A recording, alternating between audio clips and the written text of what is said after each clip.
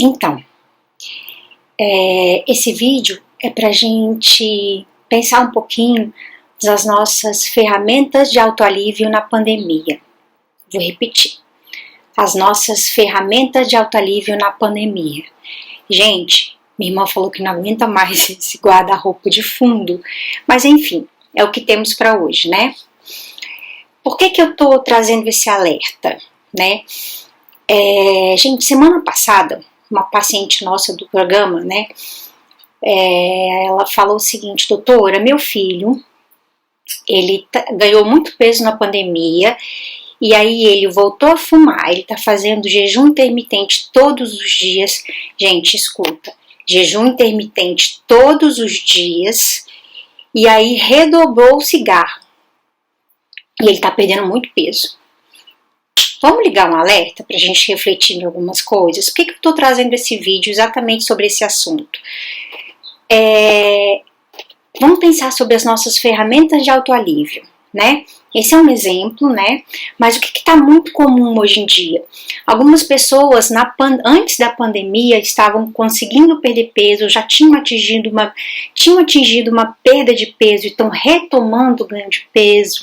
Algumas pessoas estão descontrolando o diabetes. Ah, doutora, eu estava super controlado, com minha hemoglobina glicada controladinha, agora na pandemia meu diabetes se descontrolou muito, não estou conseguindo me controlar em relação à minha vontade de comer, à minha vontade de ingerir um alimento de alto índice glicêmico. Algumas pessoas tinham parado de fumar, voltaram a fumar. Algumas pessoas tinham diminuído a bebida ou tinham parado de beber, retomaram a grande ingestão de bebida alcoólica. Então, assim, a gente tem que ligar nosso alerta e tá pensando assim: qual é a minha principal ferramenta de autoalívio na pandemia? Esse é o objetivo, né? Eu quero trazer essa reflexão para a gente estar pensando sobre as nossas ferramentas de autoalívio. Por quê? Porque muitas vezes a gente vive um conflito. A gente pensa assim: emagrecer, controlar o diabetes, parar de fumar, diminuir a bebida, é uma decisão racional. É uma decisão cognitiva. Decidi, em 21 dias eu vou entrar com o princípio da neuroplasticidade, que eu li na internet, ou eu consultei uma pessoa, e em 21 dias eu vou mudar meu cérebro. Gente, isso pode funcionar? A gente pode construir novos caminhos cerebrais, melhorar, começar a construir um comportamento novo em 21 dias? Sim. A gente pode começar a construir esse comportamento novo e depois desses 21 dias ficar um pouco mais fácil? Sim. Mas e se eu não estou conseguindo? Eu estou começando com uma decisão racional e cognitiva, estou correndo atrás para ir para a atitude, para mudança de comportamento e não estou conseguindo. E aí? Então vamos parar para pensar. Será que eu não tenho um adoecimento associado? E que adoecimento seria esse? A gente tem que parar para pensar se a gente não está apresentando compulsão. O que seria a compulsão, assim, de uma forma mais fácil de a gente entender o conceito? Então, o comportamento compulsivo é quando a gente repete um comportamento, a gente tem um impulso de repetir esse comportamento várias vezes com o intuito de aliviar, de ser uma ferramenta de alívio, aliviar uma angústia, né, uma ansiedade naquele momento, né? Então, muitas vezes eu acabei de almoçar e vou lá e fumo um cigarro para poder conseguir entrar no meu segundo turno de trabalho, né? Muitas vezes as pessoas passaram a ingerir 2, 3 latinhas de cerveja para dormir todos os dias, 3 taças de vinho para dormir. Então, isso é o quê? Ferramentas de autoalívio. Eu passo a relaxar com substâncias, né? Isso é muito comum na alimentação, sim. Muito comum com o uso do alimento, assim, as pessoas passam a ingerir alimentos de alto índice glicêmico para relaxar. Então, doutor, como é que eu consigo entender que eu me encaixo nesse comportamento compulsivo? É quando você começa a usar esse tipo de um alimento de alto índice glicêmico ou alguma dessas substâncias para relaxar. Isso passa a ser sua válvula de relaxamento e não um momento de degustação, né? Então, assim, muito além do que exatamente o que você seria do momento de degustação.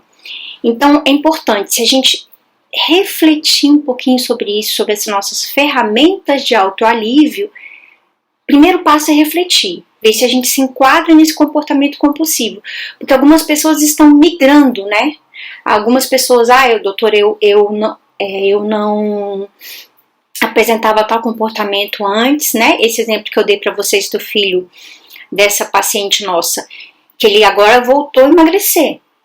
Tá até fazendo um jejum intermitente totalmente sem orientação, porque a gente sabe que a proposta do jejum intermitente ela não é diária, mas diminuiu muito o alimento de alto índice glicêmico, tá fazendo talvez até uma dieta que a gente até brinca, que não é low carb, é no carb, juntamente com um jejum intermitente, mas aí ele está relaxando esse cérebro como? Com cigarro. Então, vamos perceber como é que a gente está. Será que a gente não está refém desse cérebro que não está relaxando e está delegando para a gente só uma decisão cognitiva, só ir para a atitude? Então, vamos parar para pensar se a gente não está com um adoecimento associado e procurar ajuda, né? Ser tratado em relação a esse adoecimento, esse comportamento compulsivo. Era essa a reflexão que eu queria trazer, né? E eu quero fechar esse vídeo. Eu sei que a gente tem que estar buscando várias ferramentas de autoalívio, né? Mas uma das maiores ferramentas de autoalívio que a gente tem que estar pensando é a da nossa espiritualidade. Muitas vezes a gente vai precisar ir no médico, muitas vezes a gente vai precisar tomar um remédio para ansiedade, às vezes um remédio para compulsão associado. Algumas pessoas também têm indicação de remédio específico para emagrecimento, remédio até para questão de diminuição da bebida, remédio específico também para questão de diminuição do cigarro. Mas a gente já pode começar a plantar de hoje uma grande ferramenta de autoalívio, que é a nossa espiritualidade. Né? Ela já está sendo comprovada cientificamente que é uma das maiores ferramentas de autoalívio, e espiritualidade vai muito além de religiosidade, né? E espiritualidade tem a ver com o sentido que a gente dá, né? Então, que sentido nós estamos dando a essa pandemia, né? O que vai ficar de bom, né, dessa história toda?